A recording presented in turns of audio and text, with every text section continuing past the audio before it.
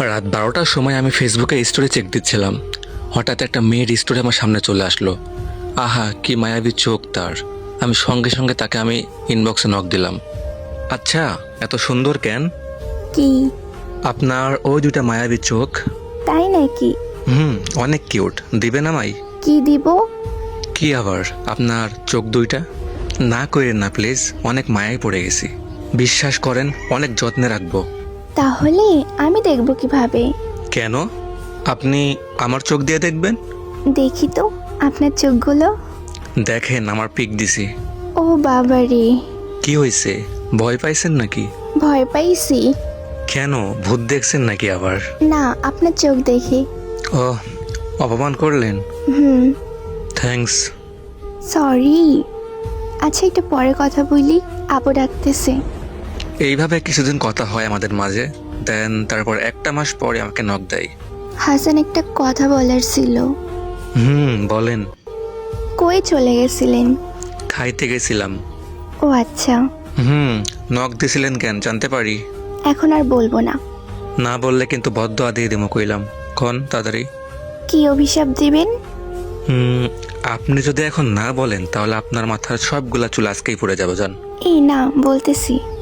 আচ্ছা বলেন। কংগ্রাচুলেশনস আপনাকে। কেন? আপনাকে ভালোবাসি। আল্লাহ, সত্যি নাকি?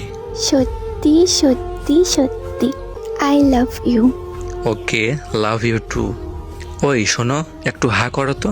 কেন? খুশি লাগতেছে তাই মিষ্টি খাওয়াবো। ও আচ্ছা, হা। উম্মুয়া। এইভাবে চলতে থাকে আমাদের রিলেশনটা। দেন একটা বছর চলার পর তারপর ওকে আমি একদিন অনলাইনে না পেয়ে তার সিমে কল দিলাম। কলটা রিসিভ করে একটা মুরব্বি। আমার আর বুঝতে দেরি হইল না, এটা তার বাবা। কি বলবো ভেবে পাচ্ছিলাম না, অনেক ভয় কাজ করতেছিল। দেন আমি ভয়ে কলটা কেটে দেই। তারপরের দিন সে অনলাইনে আসে। হাসান, বলো। কালকে আমার বাবা আমাকে অনেক বকা দিছে। সরি কলিজা, আমার জন্য বকা খাইলা। আমি বলে দিছি আমি তোমাকে অনেক ভালোবাসি। তোমাকে না পেলে আমি মরে যাব। আচ্ছা, তুমি চিন্তা করিও না, আমি আঙ্কেলের সাথে কথা বলে সব ঠিক করে ফেলবো। তুমি ওনার নাম্বারটা আমাকে দাও। এরপর ওর আব্বুর আমি কল দিয়ে অনেক বুঝাইলাম। দেন ওর আব্বু আমাকে বলল ওনার সাথে দেখা করতে, আর উনি আমার পরিচয়টা ঠিকঠাকভাবে নিয়ে নেয়। তার কিছুক্ষণ পর হঠাৎ আমার ফোনে একটা কল আসলো। কলটা রিসিভ করেই দেখি এটা রেহানার আব্বু। আমাকে বলে যে, হাসান, আমি তোমার এলাকায় আছি, বাজারে আছি, আসো দেখা করে যাও আমার সাথে। আমি একটু ভয় পেয়ে গেলাম, একটু নার্ভাস ফিল করতেছিলাম। কি করব কিছুই বুঝতে পারতেছিলাম না। এই কথা যদি আব্বুর কানে একবার যাই, আব্বু জানলে আমাকে মেরেই ফেলবে একদম। দেন আমি রেহানারে কল দিলাম কি করব এটা জানার জন্য। অনেকবার কল দেওয়ার পর সে কলটা রিসিভ করলো। হ্যালো। কই ছিলে তুমি? এতবার কল দিলাম, কল রিসিভ করো না কেন? মাত্র স্কুল থেকে আসলাম। কেন? তোমার আব্বু তো আমাদের এখানে আসছে, কি করব এখন আমি? কি বলো? বলতেছে দেখা করতে। এই তুমি মজা করতেছো না তো? আরে মজা করব কেন, সত্যি। আচ্ছা, তো দেখা করো। যদি বাসায় আসতে চাই তাহলে কি করব? নিবা? আব্বু আমাকে মেরে গাঙ্গে ভাসাই দিবে এক্কেরে, বুঝছো? দেখা না করলে আব্বু অনেক কষ্ট পাবে। সেটাই তো ভাবতেছি, কি করা যায় বলো তো। ওর সাথে কথা বলে কিছুই বুঝতে পারতেছিলাম না কি করব। দেন বালিশটা মাথার উপরে দিয়ে চাপ দিয়ে শুয়েছিলাম। এরপর থেকে রেহানার সাথে আমি কোনোভাবেই কন্ট্যাক্ট করতে পারতেছিলাম না। সব জায়গা থেকে অফলাইন। কি হয়েছে কিছুই বুঝতে পারতেছিলাম না। বুক ভরা কষ্ট নিয়ে কাটতেছিল দিনের পর দিন আমার। এরপর হঠাৎ একদিন। কেমন আছো? ভালো না। এই, তুমি কই ছিলে এতদিন?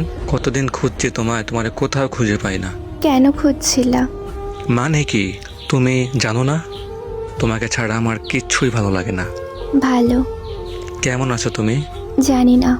কেন, প্লিজ বলো না। তুমি সত্যি জানতে চাও আমি কেমন আছি? জানতে চাই, বলো প্লিজ। তাহলে তুমি নিজেকে প্রশ্ন করো, যে মেয়েটা তোমাকে ছাড়া একটা ঘন্টাও থাকতে পারতো না, সে 15 দিন তোমাকে ছাড়া বেঁচে আছে, তাহলে কেমন থাকতে পারে? আচ্ছা ঠিক আছে, আমি আসতেছি তোমার কাছে। আজকে তোমাকে আমার কাছে নিয়ে চলে আসবো। কোথায় আছো তুমি? আমি ময়মনসিংহ আসতেছি আজকেই। ময়মনসিংহ এসে তোমাকে কল দিচ্ছি। তোমার কাছে হয়তো যাওয়া আমার এই জীবনেও হবে না। কেন, কি হইলো আবার? আমি এখন অন্য একজনের বউ। এই, তুমি এগুলা কি বলতেছো? তোমার একটা ভুলের জন্য আমার পুরো জীবনটাই ধ্বংস হয়ে গেল। তোমাকে নিয়ে দেখা আমার শত শত স্বপ্ন সব ধ্বংস হয়ে গেছে। সরি রে, পারলে আমায় ক্ষমা করে দিস। তো এই গল্পটা একটা ময়মনসিংহের আপুর ছিল। তো আপনাদের যদি কোনো গল্প থাকে, লাভ স্টোরি বা স্যাড স্টোরি, চাইলে আমাদের সাথে শেয়ার করতে পারেন। আর গল্পটি কার কাছে কেমন লাগছে একটু আমাদের কমেন্ট সেকশনে জানাই যাবেন। তো আল্লাহ হাফেজ গাইস, আসসালামু আলাইকুম।